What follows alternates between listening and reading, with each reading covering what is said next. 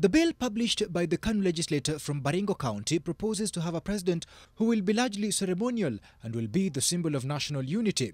He will have to be someone above 50 years old and will be elected from among candidates who submit their names to Parliament.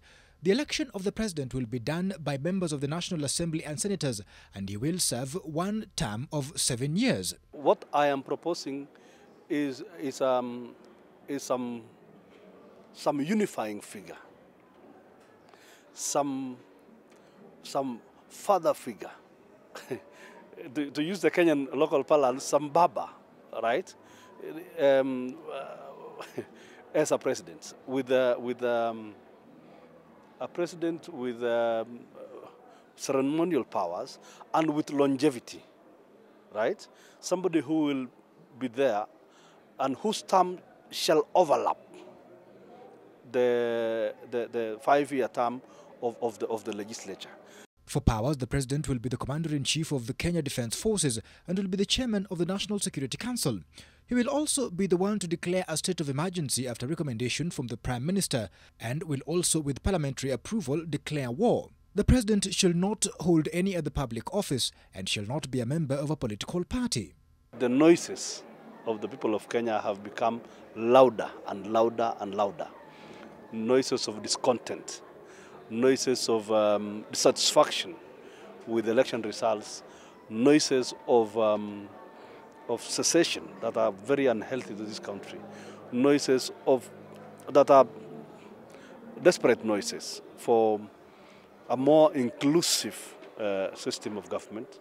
Kamket is also proposing that there be a prime minister who will be the leader of the largest party in parliament or the biggest coalition of parties. He will have executive powers and will appoint 2 deputy prime ministers, cabinet secretaries, principal secretaries and ambassadors. His deputies and the cabinet will be composed of members of the National Assembly.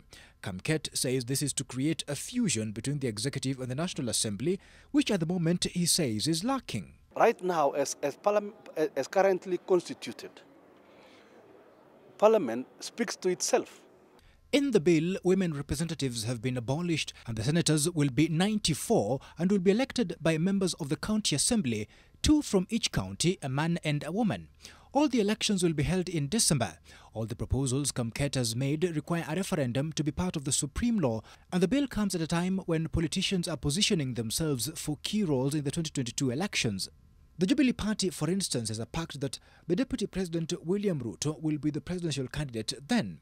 NASA on its part has Kalonzo Musyoka as the candidate for that election.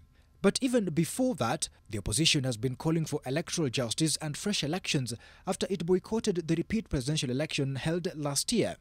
Still, Kamket remains optimistic and wants Kenyans and legislators to follow suit. I would like Kenyans to divorce this legislative proposal from personalities. It is not about President Kenyatta or former Prime Minister Odinga or Deputy President William Ruto or anybody else for that matter. This is a forward-looking legislative proposal. So once that is clear, then Kenyans will be able to debate in a very sober manner. The last attempt to amend the constitution was by the opposition coalition NASA, then CORD, and it didn't go far. This time round, the amendments are being proposed by a member of the ruling coalition. Will it go anywhere this time round, given the arrangements that have already been made within that party? Andrew Ochieng, NTV.